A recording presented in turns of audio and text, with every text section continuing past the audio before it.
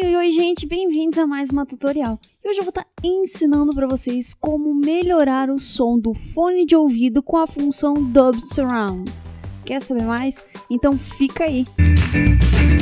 Bom, e para começar, a gente vai plugar o fone de ouvido no notebook, tá? Bom, depois clique no botão iniciar no Windows, tá?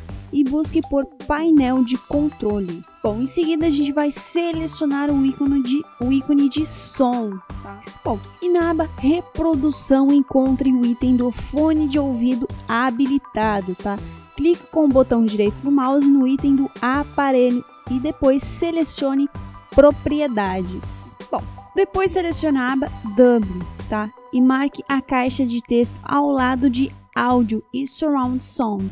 Confirme em OK. Vale lembrar que para ter acesso aos recursos do Dub Surround de áudio, o usuário precisa ter um notebook ou um PC integrado com uma placa de vídeo que ofereça suporte para esse som avançado, tá? Além de ter o drive atualizado, tá certo?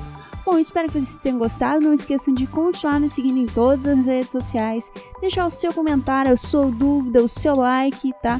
Sua opinião.